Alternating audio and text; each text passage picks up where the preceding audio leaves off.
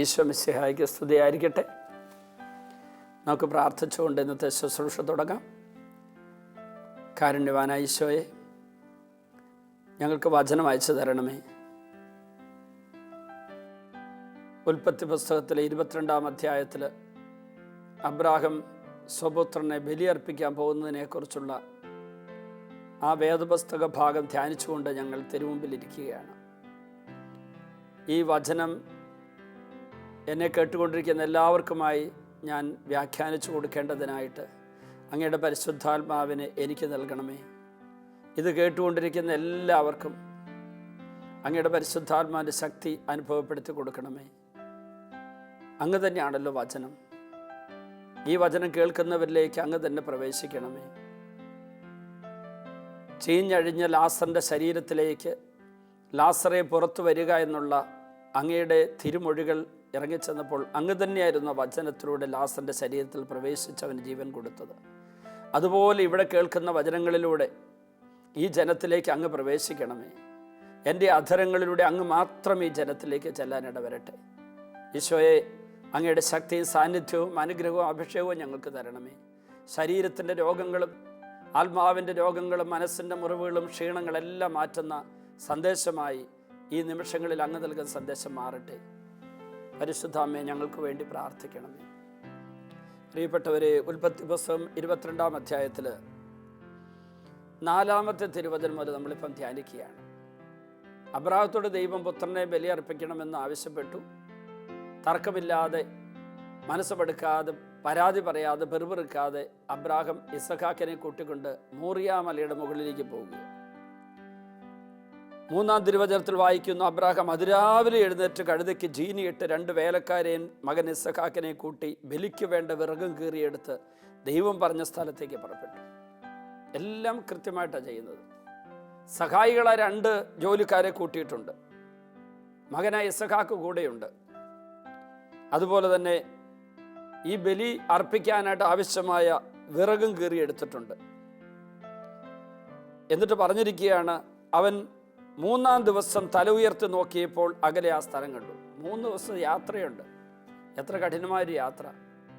എന്തുകൊണ്ട് അവർ ജീവിച്ചിരുന്ന സ്ഥലത്ത് ആ ബലി അർപ്പിക്കണമെന്ന് ദൈവം ആവശ്യപ്പെട്ടില്ല? നമുക്കൊന്നും വ്യക്തമാകാത്ത ഒരു ദൈവിക രഹസ്യം. ആ പോകുന്ന വഴിക്ക് വേണമെങ്കിൽ അബ്രാഹത്തിൻ്റെ മനസ്സ് മാറാം. ഈ കഠിനമായ മോറിയ പർവ്വതത്തിലേക്കുള്ള യാത്രയുടെ ആ നൊമ്പരങ്ങളൊക്കെ വരുമ്പോൾ അബ്രാഹാം ഒരുപക്ഷെ, ദൈവമേ, ഈ വയസ്സാങ്കാലത്ത് എന്നെ ബുദ്ധിമുട്ടിപ്പിക്കണോ? കഷ്ടപ്പെട്ട് എനിക്കൊരു കൊച്ചിനെ കിട്ടിക്കഴിഞ്ഞപ്പോൾ ആ കൊച്ചിനെ ബലിയർപ്പിക്കാൻ പറയുന്ന വയസ്സിനോട് ഇതൊക്കെ ആവശ്യപ്പെടണോ എന്നൊക്കെ പറഞ്ഞ് മനസ്സ് അതിന് തിരിച്ചു പോകാം. അതും ദൈവം പരീക്ഷിക്കുക. അതുകൊണ്ടാണ് മോറിയ മലയുടെ മുകളിലേക്ക് പോകാൻ പറഞ്ഞത്. വസിക്കുന്ന സ്ഥലത്ത് തന്നെ പോരാ, ആരുമില്ലാത്തൊരു വിജനപ്രദേശം അല്ല, കുറേ ദൂരെയുള്ള മോറിയ മലയുടെ മുകളിൽ. അത് 3 ദിവസം കഴിഞ്ഞപ്പോഴാണ് മലമുകൾ കണ്ടതുപോലും. തല ഉയർത്തി നോക്കിയപ്പോൾ അവൻ ആ സ്ഥലം കണ്ടു അകലെ. അവൻ വേലക്കാരോട് പറഞ്ഞു, കഴുതയുമായി നിങ്ങൾ ഇവിടെ നിൽക്കുക. അതെന്തിനാണ് അവരോട് അവിടെ നിൽക്കാൻ പറഞ്ഞത്? ഇനി മലമുകളിൽ ചെല്ലുമ്പോൾ പുത്രനെ ബലിയർപ്പിക്കാനുള്ള സംരംഭത്തിന് തടസ്സമായി ഈ ജോലിക്കാർ നിൽക്കരുത്. വേലക്കാർ തൻ്റെ ദൈവികമായ ശുശ്രൂഷയുടെ മുമ്പിൽ തടസ്സമായി നിൽക്കാതിരിക്കാൻ അവരെ ഇടവഴിയിൽ നിർത്തി 3 ദിവസത്തെ യാത്ര കഴിഞ്ഞെത്തിയ സ്ഥലത്ത് നിർത്തിയിട്ട് അബ്രാഹാം ഇതാ മകനെ കൂട്ടിക്കൊണ്ടു പോവുകയാണ്. ഞാനും മകനും അവിടെ പോയി ആരാധിച്ച് തിരിച്ചു വരാം. ഞാനും മകനും അവിടെ പോയി എന്ന് പറയുന്നുണ്ട്. പക്ഷേ ഞാനും മകനും അവിടെ പോയി ആരാധന കഴിഞ്ഞിട്ട് ഞങ്ങൾ 2 പേരും കൂടെ തിരിച്ചു വരാമെന്ന് അബ്രാഹാം പറഞ്ഞില്ല. പിന്നെ ഈ ജോലിക്കാരോട്, വേലക്കാരോട് ഇവനെ ബലിയർപ്പിക്കാൻ പോവാണെന്നും പറഞ്ഞില്ല. കാരണം ദൈവിക രഹസ്യങ്ങൾ, ദൈവിക വെളിപാടുകൾ ദൈവിക മനസ്സില്ലാത്തവരുമായി പങ്കുവെക്കാൻ പാടില്ല. അതിനോട് സമാനമായ സദൃശ്യമായ സന്ദേശം നൽകുന്ന ഒരു വചനം ഈശോ പറഞ്ഞിട്ടുണ്ട്, പന്നിയുടെ മുമ്പിൽ മുത്തെറിഞ്ഞു കൊടുക്കരുതെന്ന്. എന്ന് പറഞ്ഞാൽ ദൈവികമായ ഒരു രഹസ്യവും ഒരു സത്യവും പൈശാചികമായ മേഖലയ്ക്ക് കൊടുക്കരുത് എന്നാണ്. നമ്മുടെ ഹവ്വയ്ക്ക് പറ്റും അതല്ലേ? ദൈവം അബ്രാഹത്തോടും ആദത്തോടും ഹവ്വയോടും പറഞ്ഞത്, നന്മ തിന്മകൾ അറിവിൻ്റെ വൃക്ഷത്തിൻ്റെ പഴം ഭക്ഷിക്കരുത്, ബാക്കി എല്ലാ മരങ്ങളുടെയും പഴം ഭക്ഷിച്ചുകൊള്ളുക. നന്മ തിന്മകൾ അറിവിൻ്റെ വൃക്ഷത്തിൻ്റെ പഴം ഭക്ഷിച്ചാൽ നിങ്ങൾ മരിക്കുമെന്ന് ദൈവം ആദത്തോട് ഹവ്വയോടും പറഞ്ഞു. ഉൽപ്പത്തി 2:16-17. പക്ഷേ ഹൗവ പോയിട്ട് ഈ ദൈവം വെളിപ്പെടുത്തിയ വെളിപാടുകൾ പിശാചുമായിട്ട് പങ്കുവച്ചു. അവിടെയാണ് കൺഫ്യൂഷൻ എല്ലാം വന്ന് കയറിയത്. ഇവിടെ അബ്രാഹത്തിൻ്റെ മനസ്സിൽ ഒരസ്വസ്ഥതയോ പീഡയോ ഉണർത്തുവാനുള്ള കാരണമാകാൻ സാധ്യതയുള്ള ജോലിക്കാരെ പോലും അബ്രാഹം മാറ്റി നിർത്തി. വേലക്കാരോട് പറഞ്ഞു, നിങ്ങൾ മുകളിലേക്ക് വരണ്ട. അബ്രാഹം ദഹനബലിക്കുള്ള വിറകെടുത്ത മകനെ ഇസഹാക്കിന്റെ ചുമലിൽ വെച്ചു. കത്തിയും തീയും അവൻ തന്നെ എടുത്തു. അവർ ഒരുമിച്ച് മുന്നോട്ട് നടന്നു. ആ പോക്കൊന്ന് നോക്കിക്കേ. മകൻ എടുത്തിരിക്കുന്ന കാര്യം എന്തൊക്കെയാണ്? അബ്രാഹം ദഹനബലിക്കുള്ള വിറകെടുത്ത മകൻ ഇസഹാക്കിന്റെ ചുമലിൽ വെച്ചു. അവൻ ഏതിൻ്റെ മുകളിൽ കിടന്നാണോ ബലിയായി തീരാനുള്ളത്, ആ വിറക് ഇപ്പോൾ ഇതാ ഇസഹാക്കിന്റെ ചുമലിലിരിക്കുകയാണ്. ഇതുമായിട്ട് വേറൊരു സംഭവത്തിന് സാമ്യമില്ലേ? യേശു കാൽവരി മലയിലേക്ക് കയറുകയാണ്. ഏത് കുരിശിലാണോ ഈശോ തൂങ്ങപ്പെടാൻ പോകുന്നത്, ആ കുരിശ് യേശുവിൻ്റെ തോളിലിരിപ്പുണ്ട്. യേശു തൂങ്ങാൻ പോകുന്ന കുരിശ് യേശുവിൻ്റെ തോളിലിരിക്കുന്നത് പോലെ താൻ ഏത് വിറകിൻ്റെ മുകളിൽ കിടന്നാണോ അഗ്നിയാൽ വിഴുങ്ങപ്പെടാൻ പോകുന്നത്, ഇതാ ആ വിറക് അവൻ്റെ തോളിൽ ഇപ്പോൾ ഇരിക്കുകയാണ്. എന്നിട്ട് പറഞ്ഞിരിക്കുകയാണ്, കത്തിയും തീയും അവൻ തന്നെ എടുത്തു. അപ്പൊ അബ്രാഹത്തിന്റെ കയ്യിൽ കത്തിയും തീയും ഇരിപ്പുണ്ട്. പുത്രനെ ഈ വിറകിന്റെ മുകളിലേക്ക് ബന്ധിച്ചിട്ട് കത്തി കൊണ്ട് അവനെ വധിച്ച് ജീവൻ ചോർത്തി കളഞ്ഞിട്ട് വേണം പിന്നെ ആ മൃതശരീരം വേണം ദഹിപ്പിക്കാൻ, അല്ലെങ്കിൽ തീയിൽ നിന്ന് ചാടിപ്പോകുമല്ലോ. അതുകൊണ്ട് ആദ്യം ജീവൻ എടുത്തു കളയണം. അതിനാണ് കത്തി. ആ കത്തി അബ്രാഹത്തിന്റെ കയ്യിലിരിപ്പുണ്ട്. ദൈവം തന്ന മകനെ ദൈവത്തിന് വേണ്ടി ബലിയർപ്പിക്കാൻ ഇറങ്ങിയ അബ്രാഹം ആ മകനെ ദൈവത്തിന് കൊടുക്കാൻ ആവശ്യമായിട്ടുള്ള നടപടികളെല്ലാം കൃത്യമായി എടുത്തിട്ടുണ്ട്. അതായത് മലമുകളിൽ ചെല്ലുമ്പോൾ ദൈവം കൊച്ചിനെ ബലിയർപ്പിക്കേണ്ട എന്ന് പറയും. അങ്ങനെ പറയും എന്നുള്ള ഉറപ്പിൽ മകനെ മാത്രം കൂട്ടിക്കൊണ്ടല്ല പോയത്. മലമുകളിൽ ചെന്ന് വിറക് കിട്ടുമോ അത് പറയാൻ പറ്റില്ല. മോറിയ മലയുടെ മുകളിൽ ഒരു പക്ഷേ വിറകില്ലായിരിക്കാം. അവിടെ ചെന്ന് വിറക് കിട്ടുമോ ഇല്ലയോ എന്ന് അറിഞ്ഞുകൂടാ. പക്ഷേ അബ്രാഹം ബലി അർപ്പണത്തിന് ആവശ്യമായി എല്ലാം ഒരുക്കി കൂട്ടിക്കൊണ്ടാണ് പോയത്. തീയുണ്ട്, കത്തിയുണ്ട്, വിറകുണ്ട്. അപ്പൊ ഇസഹാക്ക് ഒരു ചോദ്യം അബ്രാഹത്തോട് ചോദിക്കുക, തീയും വിറകുമുണ്ടല്ലോ, എന്നാൽ ദഹനബലിക്കുള്ള കുഞ്ഞാട് എവിടെ? അവിടെ അബ്രാഹം കൊടുക്കുന്ന മറുപടി ഒരു പക്ഷേ ഒരു വലിയ മറുപടിയാണ്. ഒരു ദൈവിക വെളിപാടിൻ്റെ നിറവുള്ള വെളിച്ചമുള്ള ഒരു മറുപടിയാണ്. അബ്രാഹം പറയുകയാണ്, ബലിക്കുള്ള കുഞ്ഞാടിനെ ദൈവം തന്നെ തരും. ദൈവം തരും മകനെ എന്ന് അബ്രാഹം പുത്രനായ ഇസഹാക്കിനോട് പറയുന്നു, കുഞ്ഞാടിനെ. പ്രിയപ്പെട്ടവരെ, ഇനി നമുക്ക് വേറൊരു മേഖലയിലേക്ക് ഒന്ന് കടന്ന് ചിന്തിക്കാം. ദൈവത്തിന് സ്വീകാര്യമായിട്ടുള്ള ബലിയർപ്പിക്കാനുള്ള കുഞ്ഞാടിനെ നൽകാൻ കഴിയാത്ത പാപത്തിൻ്റെ കറ പുരണ്ടിരിക്കുന്ന മാനവകുലത്തിന് കുഞ്ഞാടിനെ ദൈവം തന്നെ കൊടുത്തു. യോഹന്നാൻ 1:29. നമ്മളവിടെ അറിയുക, ദൈവത്തിന് സ്വീകാര്യമായിട്ടുള്ള ബലി അർപ്പിക്കാൻ പറ്റാതെ പിശാചിന് മഹത്വം നൽകി ദൈവത്തിന് മഹത്വം നൽകാതെ പാപത്തിൻ്റെ ബന്ധനത്തിൽ കിടക്കുന്ന മാനവകുലത്തിന് അവരുടെ പാപപരിഹാരത്തിനുള്ള ഒരു ബലി മൃഗമായി കുഞ്ഞാടിനെ ഇല്ല, കയ്യിലില്ല. അപ്പോൾ സ്വന്തമായി ബലിയർപ്പിക്കാൻ ഒന്നുമില്ലാതിരിക്കുന്ന ആ ജനതയ്ക്ക് ഒരു കുഞ്ഞാടിനെ പിതാവായ ദൈവം തന്നെ കൊടുത്തു. തൻ്റെ ഏകപുത്രനെ, തന്നിൽ വിശ്വസിക്കുന്ന ഒരുവനും നശിച്ചു പോകാതെ നിത്യരക്ഷ പ്രാപിക്കേണ്ടതിന് തൻ്റെ ഏകജാതനെ നൽകാൻ തക്ക വിധം ദൈവം അത്രമാത്രം ലോകത്തെ സ്നേഹിച്ചു എന്ന് യോഹന്നാൻ 3:16 പറഞ്ഞ വചനത്തിൻ്റെ പൊരുള് ഇതുമായിട്ട് ബന്ധപ്പെട്ട് കിടക്കുന്നു. യോഹന്നാൻ 1:29 ലോകത്തിൻ്റെ പാപങ്ങൾ നീക്കും ദൈവത്തിൻ്റെ കുഞ്ഞാട് യേശുവിനെ അവതരിപ്പിച്ചില്ലേ? അതായത് ദൈവപിതാവ് തന്നെ കുഞ്ഞാടായ യേശുവിനെ ലോക പാപ പരിഹാരത്തിനായിട്ട് ലോകത്തിൻ്റെ കയ്യിലേക്ക് കൊണ്ട് കൊടുക്കുന്നത് പോലെ ഇതാ അബ്രാഹം ഇവിടെ പറയുകയാണ്, ദൈവം തരും.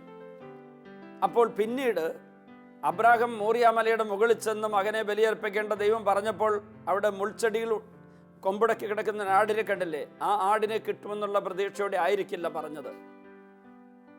നമുക്ക് അറിഞ്ഞുകൂടാ അങ്ങനെയാണോ ഇല്ലയോ എന്ന്. പക്ഷെ ഒരു കാര്യം തീർച്ച, മകനെ ബലിയർപ്പിക്കാൻ അബ്രാഹം പൂർണ്ണ മനസ്സോടെയാണ് പോകുന്നത്. ദൈവം പറഞ്ഞ സ്ഥലത്തെത്തിയപ്പോൾ അബ്രാഹം അവിടെ ഒരു ബലിപീഠം പണിതു, വിറക് അടുക്കി വെച്ചിട്ട് ഇസഹാക്കിനെ ബന്ധിച്ച് വിറകിന് മീതെ കിടത്തി. മകനെ ബലി കഴിക്കാൻ അബ്രാഹം കത്ത് കയ്യിലെടുത്തു. എന്ന് പറഞ്ഞാൽ ദൈവം പറഞ്ഞ വാക്ക് 100% നിർവഹിക്കുവാൻ ഇതാ ദൈവത്തോട് പൂർണ്ണ വിശ്വസ്തതയും വിശ്വാസവുമുള്ള അബ്രാഹാം 100% തയ്യാറായി. പുത്രനെ വധിച്ചിട്ട് വേണം അവനെ ഇനി ബലിയായി കൊടുക്കാൻ. ആ വധിക്കാനുള്ള നടപടിയുടെ പ്രാരംഭമായി ഈ ബലിക്കല്ലിലേക്ക്, ബലിപീഠത്തിലേക്ക് വിറകടുക്കിയിട്ട് ഈ മകനെ അവിടെ ബന്ധിക്കുകയാണ്. അതുവരെ മകനൊന്നും മനസ്സിലായില്ല. പക്ഷെ ഇപ്പോൾ സംശയങ്ങൾ ഉണർന്നു. മകന് നിലവിളിച്ചിരിക്കാം, മകൻ അരുത് പിതാവേ എന്ന് പറഞ്ഞിരിക്കാം, അപ്പൻ എന്താ പറ്റിയതെന്ന് ചോദിച്ചിരിക്കാം, എന്നെ കൊല്ലുന്നത് എന്തിനാണെന്ന് ചോദിച്ചിരിക്കാം. അതൊന്നും നമുക്ക് അറിഞ്ഞുകൂടാ, ബൈബിൾ അതൊന്നും വിരചിതമായിട്ടില്ല. പക്ഷെ ഒരു കാര്യം തീർച്ച, അബ്രാഹാം പൂർണ്ണ മനസ്സോടെ ദൈവം പറഞ്ഞതുപോലെ ചെയ്യുകയാണ്.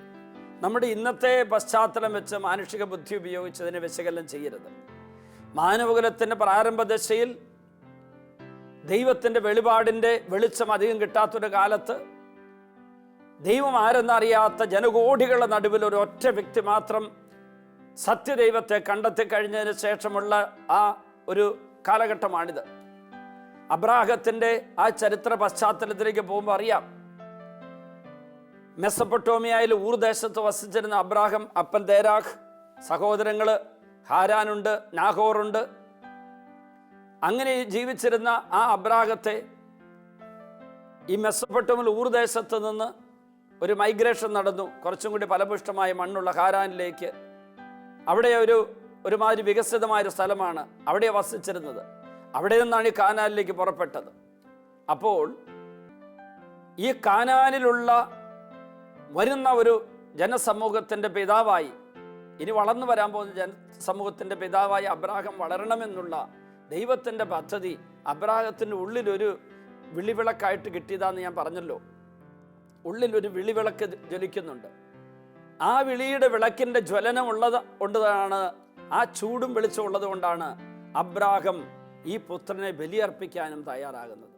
കാരണം ഈ പുത്രനെ 25 വർഷക്കാലം കാത്തിരുന്ന് 100-ാം വയസ്സിലുണ്ടായ കുഞ്ഞിനെ ഞാൻ ദൈവത്തിന് കൊടുത്താൽ ഇതിനേക്കാളും വലിയ അത്ഭുതം പ്രവർത്തിക്കാൻ ഈ മോറിയ മലയുടെ മുകളിൽ കിടക്കുന്ന കല്ലിൽ നിന്ന് പോലും എനിക്ക് ശിശുക്കളെ തരാൻ ദൈവത്തിന് പറ്റുമെന്ന് അബ്രാഹത്തിന് അറിയാം. ആ വിശ്വാസത്തിൻ്റെ, ദൃഢതയുള്ള വിശ്വാസത്തിൻ്റെ ഉറപ്പോടുകൂടി അബ്രാഹാം കൊച്ചിനെ ബലിയർപ്പിക്കാൻ ഒരുങ്ങി. തൽക്ഷണം കർത്താവിൻ്റെ ദൂതൻ ആകാശത്ത് നിന്ന് അബ്രാഹാം എന്ന് വിളിച്ചു. ഇതാ ഞാൻ എന്ന് അവൻ വിളി കേട്ടു. കുട്ടിയുടെ മേൽ കൈവയ്ക്കരുത്, അവനെ ഒന്നും ചെയ്യരുത്. നീ ദൈവത്തെ ഭയപ്പെടുന്നു എന്ന് എനിക്കിപ്പോൾ ഉറപ്പായി. കാരണം നിന്റെ ഏകപുത്രനെ എനിക്ക് തരാൻ നീ മടി കാണിച്ചില്ല. അബ്രാഹാം തലപൊക്കി നോക്കിയപ്പോൾ തൻ്റെ മുന്നിൽ പുൽച്ചെടികൾ കൊമ്പുടക്കി കിടന്ന ഒരു മുട്ടാടിനെ കണ്ടു. അവൻ അതിനെ മകന് പകരം ദഹനബലി അർപ്പിച്ചു. അതുവരെ അബ്രാഹാം കാണാത്ത ഒരാളാണ് അപ്പോൾ കണ്ടത്. ഇതിന് വേറൊരു സംഭവമായിട്ട് അല്പം സാധർമ്യമുണ്ട്. അതെന്താന്ന് ചോദിച്ചു കഴിഞ്ഞാൽ, ഉൽപ്പത്തി പുസ്തകത്തിൻ്റെ 21-ാം അധ്യായത്തിൻ്റെ 19-ാം തിരുവചനത്തിൽ നമ്മൾ വായിക്കുന്ന ഒരു സംഭവമായിട്ട് അല്പം ബന്ധമുണ്ട്. അവിടെ അബ്രാഹത്തിന് ഹാഗാറിലുണ്ടായ പുത്രൻ ഇസ്മായേൽ സാറായുടെ വാക്ക് കേട്ട് തൻ്റെ പണിക്കാരിയായ, ജോലിക്കാരിയായ, ദാസിയായ ഹാഗാറിനെയും കൊച്ചിനെയും അവിടുന്ന് ഇറക്കി വിട്ടു. ബെർഷബ മരുഭൂമിയിൽ അവൾ അലഞ്ഞു തിരിഞ്ഞ് നടക്കുകയാണ്, ഹാഗാറും മകൻ ഇസ്മായേൽ. തുകൽ സഞ്ചിയിലെ വെള്ളം തീർന്നപ്പോൾ അവൾ കുട്ടിയെ ഒരു കുറ്റിക്കാട്ടിൽ കിടത്തി. കുഞ്ഞ് മരിക്കുന്നത് എനിക്ക് കാണാൻ വയ്യ എന്ന് പറഞ്ഞ് അവൾ കുറേ അകലെ ഒരു അമ്പയത്ത് ദൂരെ ചെന്ന് എതിർവശത്തിൽ തിരിഞ്ഞിരുന്നു. കുട്ടി ഉച്ചത്തിൽ കരയാൻ തുടങ്ങി. കുട്ടിയുടെ കരച്ചിൽ ദൈവം കേട്ടു. സ്വർഗത്തിൽ ദൈവത്തിൻ്റെ ദൂതൻ അവളെ വിളിച്ചു. ഹാഗാർ, നീ വിഷമിക്കേണ്ട, ഭയപ്പെടുകയും വേണ്ട. കുട്ടിയുടെ കരച്ചിൽ ദൈവം കേട്ടിരിക്കുന്നു. എഴുന്നേറ്റ് കുട്ടിയെ കയ്യിലെടുക്കുക, അവരിൽ നിന്ന് ഞാൻ വലിയൊരു ജനതയെ പുറപ്പെടുവിക്കും. ദൈവം അവരുടെ കണ്ണു തുറന്നു. അവൾ ഒരു കിണർ കണ്ടു. അവൾ ചെന്ന് തുകൽ സഞ്ചി നിറച്ച് കുട്ടിക്ക് കുടിക്കാൻ കൊടുത്തു. പ്രിയപ്പെട്ടവരെ, ഈ കിണർ അവിടെയുണ്ട്. പക്ഷേ കർത്താവ് അവളുടെ കണ്ണ് തുറന്ന് കഴിഞ്ഞപ്പോഴാണ് ആ കിണർ അവൾക്ക് കാണാൻ പറ്റിയത്. അതുമായിട്ട് ഇതിനൊരു ബന്ധമുണ്ടെന്ന് എനിക്ക് തോന്നുന്നു. ഇവിടെ എന്താ പറഞ്ഞിരിക്കുന്നത്? ഇതുവരെ അബ്രാഹാം കാണാത്തൊരു ആടിനെ അവിടെ കാണുകയാണ്. അബ്രാഹാം തലപൊക്കി നോക്കിയപ്പോൾ തൻ്റെ മുന്നിൽ മുൾച്ചെടികൾ കൊമ്പിടക്കി കിടക്കുന്ന ഒരു മുട്ടാടിനെ കണ്ടു. അതിനെടുത്ത് ബലിയർപ്പിച്ചു. അപ്പോൾ ഈ മുട്ടാടിനെ ബലിയർപ്പിക്കുക, മൃഗബലി അർപ്പിക്കുക എന്നുള്ള പതിവ് അന്നത്തെ ജനതയുടെ ഒരു വിശ്വാസത്തിൻ്റെ ആചാരാനുഷ്ഠാനത്തിൻ്റെ ഭാഗമായിരുന്നു. പക്ഷെ പുത്രനെ ബലിയർപ്പിക്കുക അങ്ങനെ ഒരു ആചാരാനുഷ്ഠാനത്തിൻ്റെ ഭാഗമല്ല. എന്നിട്ട് പോലും ദൈവം അവനോട് ആവശ്യപ്പെട്ടപ്പോൾ അതിനുപോലും അവൻ തയ്യാറായി. അപ്പോൾ ദൈവം അബ്രാഹാം നേരത്തെ പുത്രനോട് പറഞ്ഞ പോലെ ദൈവം തരും മകനെ എന്ന് പറഞ്ഞ ആ വിശ്വാസത്തിൻ്റെ വെളിച്ചമുണ്ടായിരുന്നത് കൊണ്ട് ദൈവം കൊടുത്തു. മുട്ടാടിനെ ബലിയർപ്പിക്കാനായി മലമുകളിൽ പോയ അബ്രാഹാം, സ്വന്തം പുത്രനെ ബലിയർപ്പിക്കാൻ പോയ അബ്രാഹാം ദൈവം കൊടുത്തൊരു കുഞ്ഞാടിനെ ബലിയർപ്പിച്ച് അവിടുന്ന് വിശ്വാസത്തിൻ്റെ വലിയ ഉറപ്പുമായിട്ട് താഴേക്ക് വരികയാണ്. അത് കഴിഞ്ഞ് 18-ാം തിരുവചനം, ഉൽപ്പത്തി പുസ്തകം 22-ാം അധ്യായത്തിൻ്റെ 18-ാം തിരുവചനത്തിൽ അതിനുള്ള വില, അതിനുള്ള സമ്മാനം ദൈവം കൊടുക്കുക. നീ എൻ്റെ വാക്ക് അനുസരിച്ചതുകൊണ്ട് നിന്റെ സന്തതിയിലൂടെ ലോകത്തിലെ ജനതകളെല്ലാം അനുഗ്രഹിക്കപ്പെടും.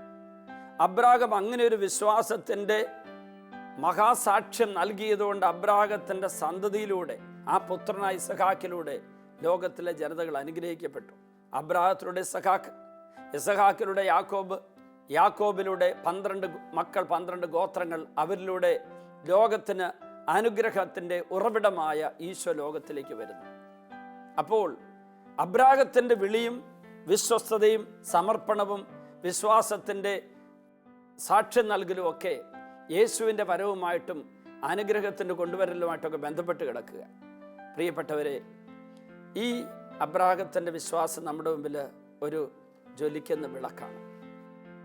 എത്രമാത്രം പറഞ്ഞാലും എത്ര ധ്യാനിച്ചാലും തീരാത്ത ഒരു വിളക്കാണ് അബ്രാഹത്തിൻ്റെ വിശ്വാസത്തിൻ്റെ സാക്ഷ്യം. ഇതൊരു സംഭവം മാത്രമാണ്. ഞാൻ അബ്രാഹത്തിൻ്റെ ജീവിതത്തിൽ ചില തെറ്റുകളൊക്കെ കണ്ടതും പലപ്പോഴും ചിന്തിക്കാറുണ്ട്. പക്ഷേ അതിനേക്കാൾ ഉപരിയായിട്ട് എത്രയോ വലിയ നന്മകൾ അബ്രാഹത്തിൻ്റെ ജീവിതത്തിൽ കാണുന്നു. ഇതുപോലെ വേദപുസ്തകത്തിലെ ഓരോ കഥാപാത്രത്തെയും, പഴയ നിയമത്തിലും പുതിയ നിയമത്തിലും ഓരോ വ്യക്തിയെ എടുത്ത് നമ്മൾ ധ്യാനിക്കുകയും എന്നിട്ട് അവരുടെ ജീവിതത്തിൽ ദുർസാക്ഷ്യങ്ങൾ കാണുമ്പോൾ ഇത് അപകടകരമാണ് എന്നുള്ള സൂചന തമ്പുരാൻ തരുന്ന മനസ്സിലാക്കുകയും നല്ല സാക്ഷ്യങ്ങളെക്കുറിച്ചുള്ള ചിന്തകൾ കൊണ്ട് മനസ്സ് നിറച്ച് അതുപോലെ പ്രവർത്തിക്കാൻ ശ്രമിക്കുകയും ചെയ്യുമ്പോൾ ആ വചനഭാഗത്ത് കിടക്കുന്ന ജീവൻ നമുക്ക് കിട്ടും. ഒരു വചനഭാഗത്ത് സന്ദേശങ്ങൾ ധ്യാന വിഷയമാക്കുമ്പോഴും ആ വചനം ഹൃദയസ്ഥമാക്കുമ്പോഴും വചനം വ്യാഖ്യാനിക്കുമ്പോഴും ആ വചനം പാലിക്കാൻ നോക്കുമ്പോഴും ആ വചനത്തിൽ കിടക്കുന്ന ജീവൻ നമുക്ക് കിട്ടും. വചനം ഈശോ ആണല്ലോ. അപ്പോൾ യേശുവിൻ്റെ ജീവൻ കിട്ടും. ഈശോയെ, ഇന്നത്തെ ശുശ്രൂഷ പങ്കെടുത്ത എല്ലാവർക്കും അങ്ങയുടെ ജീവൻ സമൃദ്ധമായി നൽകണമേ. അങ്ങ് ലോകത്തിലേക്ക് വന്ന് ജീവൻ നൽകാനും അത് സമൃദ്ധമായി നൽകാനുമാണെന്ന് യോഹന്നാൻ 10:10 അങ്ങ് പറയുന്നത് ഞങ്ങൾ വായിക്കുന്നുണ്ട്. അങ്ങയുടെ ജീവൻ ഈ ദാസർക്ക് നൽകണമേ. ഇവരുടെ കുടുംബങ്ങളിൽ, ഇവരുടെ സമൂഹങ്ങളിൽ, ഇവരുടെ വ്യക്തി ജീവിതത്തിൽ, സമൂഹ ജീവിതത്തിൽ ഈ വചനത്തിൻ്റെ പ്രകാശം നിറയട്ടെ എന്ന് പ്രാർത്ഥിക്കുന്നു. പിതാവിൻ്റെയും പുത്രൻ്റെയും പരിശുദ്ധാത്മാവിൻ്റെയും നാമത്തിൽ ആമേൻ.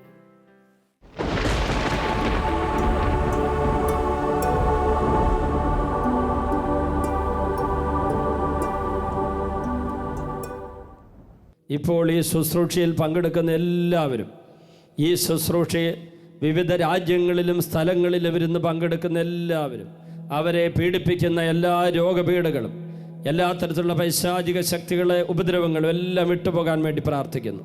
കാൽവരി കുരിശിൽ നിന്നൊഴുകിയ തിരുരക്തം ഈ ദിവ്യകാരുണ്യം വഴി ഇത് കേട്ടുകൊണ്ടിരിക്കുന്ന, ഈ ശുശ്രൂഷയെ പങ്കെടുത്തുകൊണ്ടിരിക്കുന്ന എല്ലാവരിലും വന്ന് വീഴട്ടെ എന്ന് പ്രാർത്ഥിക്കുന്നു. ഇപ്പോൾ യേശുവിൻ്റെ രക്തത്തിൽ എല്ലാ പാപക്കറകളും നീങ്ങിപ്പോകട്ടെ എന്ന് പ്രാർത്ഥിക്കുന്നു. കാൽവരി കുരിശിൽ നിന്നൊഴുകിയ ചുടുചോര ഓരോ വ്യക്തിയെ ഇപ്പോൾ വിശുദ്ധീകരിക്കട്ടെ എന്ന് പ്രാർത്ഥിക്കുന്നു. 1 യോഹന്നാൻ 1:7 അവിടുത്തെ പുത്രനായ യേശുവിൻ്റെ രക്തം എല്ലാ പാപങ്ങളും നമ്മളെ ശുദ്ധീകരിക്കുന്നു. കർത്താവേ, പാപങ്ങൾ ഞങ്ങളെ ശുദ്ധീകരിക്കണമേ. അറിഞ്ഞും അറിയാതെ വിചാരത്താലും വാക്കാലും പ്രവൃത്തിയാലും ഉപേക്ഷയാലും ചെയ്തു പോയ പാപങ്ങളെല്ലാം പൊറുക്കാൻ തിരുവള്ളമാകണമേ. തിരുരക്തം ഞങ്ങളുടെ മേൽ വീഴ്ത്തണമേ കർത്താവേ. ഏതെല്ലാം മനസ്സ് മുറിവേറ്റിരിക്കുന്നുവോ, ഏതെല്ലാം ശരീരം രോഗബാധിതമായിരിക്കുന്നുവോ, ഏതെല്ലാം ആത്മാ പാപത്താൽ മലിനമാക്കപ്പെട്ടിരിക്കുന്നുവോ, ഈ ആത്മാവിലേക്കും മനസ്സിലേക്കും ശരീരത്തിലേക്കും ഓ ഈശോയെ അങ്ങയുടെ ചുടുചോര ഒഴുകി വീഴട്ടെ എന്ന് പ്രാർത്ഥിക്കുന്നു. അങ്ങ് കഴുകുന്നില്ലെങ്കിൽ ഞങ്ങൾക്ക് അങ്ങയോട് പങ്കില്ലല്ലോ കർത്താവേ. അങ്ങ് ഞങ്ങളെ കഴുകണമേ കർത്താവേ. എല്ലാവരും ഇപ്പോൾ കഴുകണമേ കർത്താവേ. ഞങ്ങളെ ശുദ്ധീകരിക്കണമേ കർത്താവേ. പാപമോചനം നൽകണമേ കർത്താവേ. എല്ലാ മക്കളും അനുഗ്രഹിക്കപ്പെടട്ടെ. കോടിക്കണക്കിന് ജനങ്ങളിലേക്ക് ഈ വലിയ ശുശ്രൂഷയുടെ ശക്തി ഒഴുകട്ടെ എന്ന് പ്രാർത്ഥിക്കുന്നു. എല്ലാവരിലേക്കും ഒഴുകട്ടെ എന്ന് പ്രാർത്ഥിക്കുന്നു. കുടുംബങ്ങളിലേക്ക് ഒഴുകട്ടെ എന്ന് പ്രാർത്ഥിക്കുന്നു. പാപികൾ മാനസാന്തരപ്പെടട്ടെ, ബന്ധനം മോചിക്കപ്പെടട്ടെ, രോഗികൾ സൗഖ്യം പ്രാപിക്കട്ടെ, അന്ധകാര ബന്ധനം അഴിയട്ടെ എന്ന് പ്രാർത്ഥിക്കുന്നു. ബന്ധനങ്ങൾ അഴിഞ്ഞു പോകട്ടെ എന്ന് പ്രാർത്ഥിക്കുന്നു. രൂപത്തിലെ രോഗങ്ങൾ വിട്ടുപോകട്ടെ. ഊമർ സംസാരിക്കട്ടെ. നാവിന്റെ കെട്ടഴിയട്ടെ. ശ്വാസകോശ രോഗങ്ങൾ മാറട്ടെ. തലച്ചോറിന്റെ രോഗങ്ങൾ മാറട്ടെ. മാനസിക രോഗികൾ സൗഖ്യം പ്രാപിക്കട്ടെ. അവരുടെ എല്ലാ കെട്ടുകളും അഴിഞ്ഞു പോകട്ടെ. യേശുവിന്റെ നാമത്തിൽ സൗഖ്യമുണ്ടാകട്ടെ. വായിലെ മോണയിലെ പല്ലിന്റെ രോഗങ്ങളെല്ലാം വിട്ടുപോകട്ടെ. തൊണ്ടയിലെ ശ്വാസകോശത്തിലെ രോഗങ്ങൾ വിട്ടുപോകട്ടെ. ഹൃദയത്തിന്റെ രോഗങ്ങൾ വിട്ടുപോകട്ടെ. ആമാശയത്തിന്റെ രോഗങ്ങൾ വിട്ടുപോകട്ടെ. കുടലിലെ രോഗങ്ങൾ വിട്ടുപോകട്ടെ. എല്ലാ രോഗികളും സൗഖ്യം പ്രാപിക്കട്ടെ. പ്രമേഹ രോഗം വിട്ടുപോകട്ടെ. പാൻക്രിയാസ് സൗഖ്യം പ്രാപിക്കട്ടെ. കരൾ രോഗം വിട്ടുപോകട്ടെ. എല്ലാ നാഡീഞരമ്പുകളും ബലം പ്രാപിക്കട്ടെ. അസ്ഥികൾ ബലം പ്രാപിക്കട്ടെ. അസ്ഥികളെ സുഖപ്പെടുത്തണമേ. തളർന്ന ശരീരം ബലം പ്രാപിക്കട്ടെ. ത്വക്ക് രോഗം മാറട്ടെ. രക്തത്തിന്റെ വൈകല്യങ്ങൾ വിട്ടുപോകട്ടെ. എല്ലാ രോഗികളും സൗഖ്യം പ്രാപിക്കട്ടെ. അത്ഭുതകരമായി സൗഖ്യം ഒഴുകട്ടെ. യേശുവിന്റെ നാമത്തിൽ ബന്ധനങ്ങൾ അഴിയട്ടെ. കെട്ടുകൾ അഴിയട്ടെ. മുറിവുകൾ മാറട്ടെ. എല്ലാവരും സൗഖ്യം പ്രാപിക്കട്ടെ. എല്ലാ പാപങ്ങളും നീങ്ങി പോകട്ടെ. കുടുംബങ്ങൾ ഐശ്വര്യം നിറയട്ടെ. അനുഗ്രഹം നിറയട്ടെ. സമൃദ്ധി നിറയട്ടെ. ഹല്ലേലൂയ.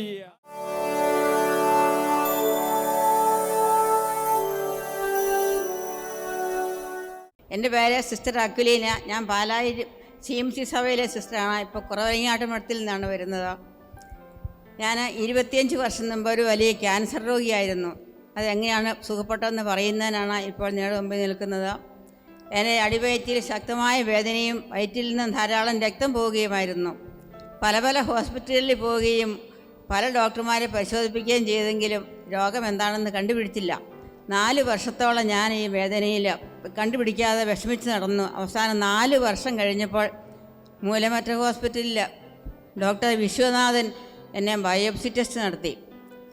അതിൻ്റെ റിസൾട്ട് അറിയാൻ ഒരാഴ്ച കഴിഞ്ഞ് ചെന്നപ്പോൾ പറയുകയാണ്, സിസ്റ്ററിൻ്റെ വയറ്റിൽ വൻകുടലിൽ ക്യാൻസറാണ്, സീരിയസ് കേസാണ്, അവസാനത്തെ സ്റ്റേജ് ആയിരിക്കുന്നു, ഇത് താമസിക്കും തോറും കുഴപ്പമാണ്, അതുകൊണ്ട് ഇന്ന് തന്നെ അഡ്മിറ്റ് ആകണം, വൻകുടൽ മുറിച്ച് കളഞ്ഞ് ഓപ്പറേഷൻ ചെയ്ത് വായി ഇടണം എന്ന്, അല്ലാതെ മരുന്നൊന്നുമില്ല എന്ന് പറഞ്ഞ് വിട്ടു. ഏതായാലും ഒരാഴ്ചത്തെ അവധി വാങ്ങി ഞാൻ മഠത്തിലേക്ക് പോന്നു.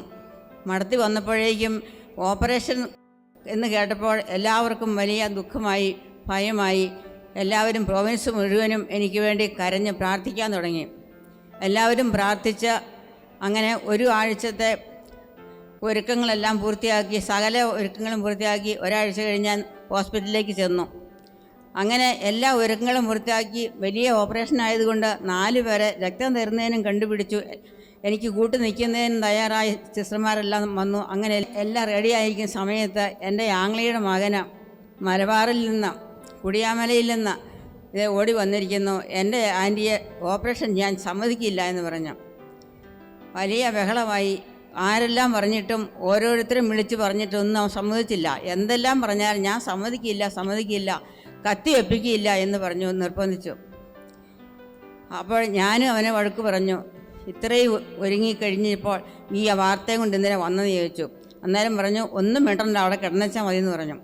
അങ്ങനെ സമ്മതിക്കാതെ, ആരും സമ്മതിക്കാതെ ആയപ്പോൾ ഡോക്ടർ അവനെ തന്നെ വിളിച്ചു പറഞ്ഞു, ഞാൻ ഓപ്പറേഷൻ ചെയ്യാൻ 100% എനിക്ക് ഹോപ്പില്ല, അത്രയും വലിയ സീരിയസ് ആണ്, ഇത്രയും ബഹളം വെച്ച് നിർബന്ധിക്കുന്നത് കൊണ്ട് ഞാൻ ഓപ്പറേഷൻ ചെയ്യുന്നില്ല, കൊണ്ടുപോയിക്കൊള്ളാൻ പറഞ്ഞു.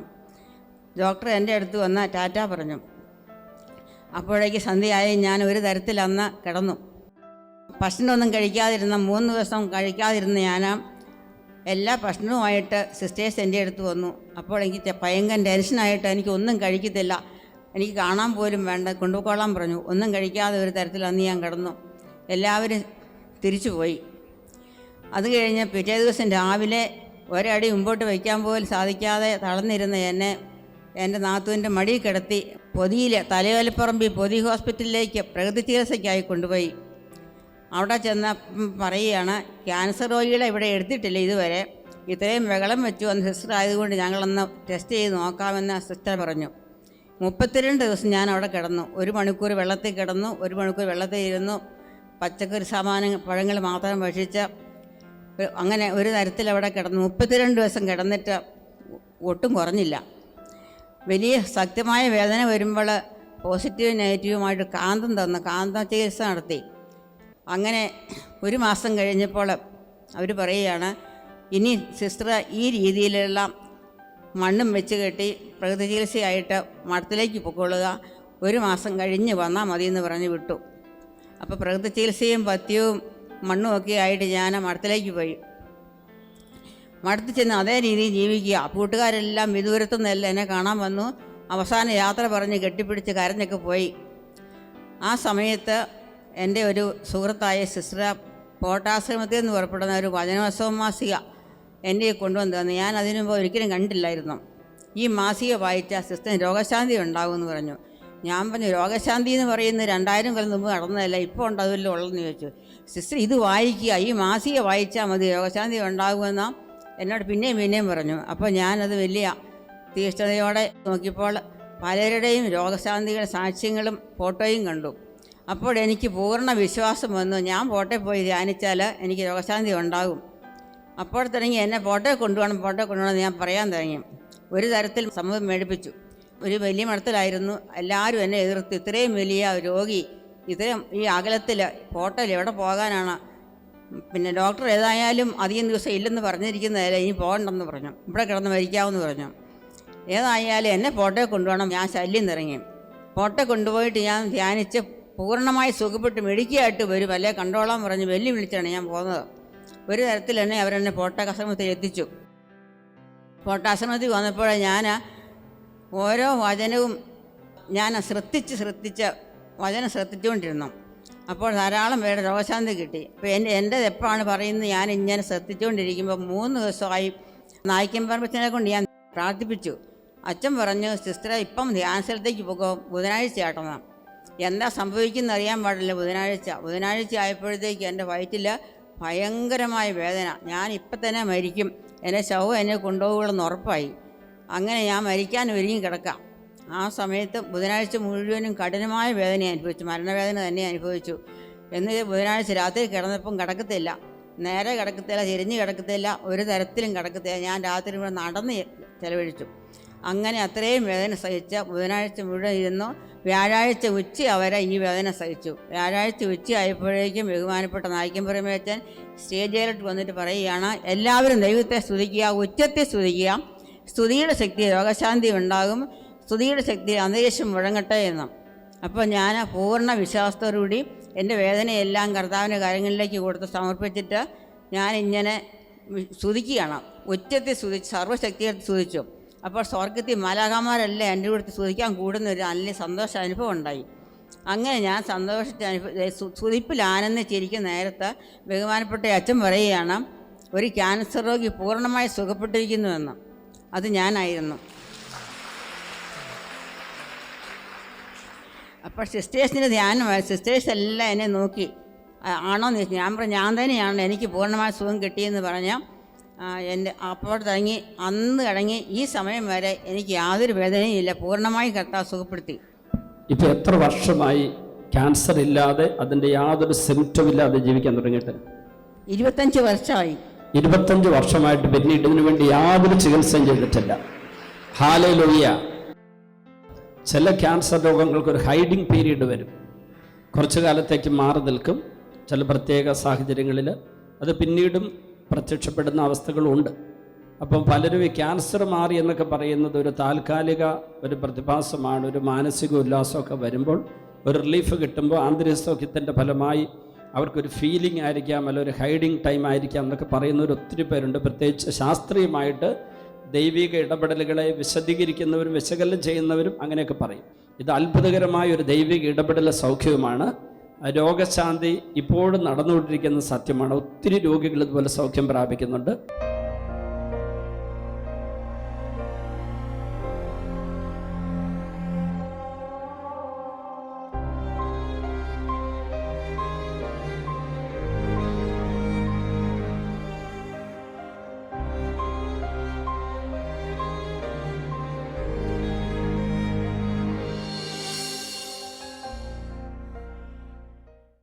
വിശദ വിവരങ്ങൾക്ക് director, divine vision, divine retreat centre, Muringoor, Chalakudy 680316, Kerala, south India. Telephone 0091 480 270 80. 9800914802702613. Fax 00914802708097. Email mail.divinetv@gmail.com. Website www.drcm.org.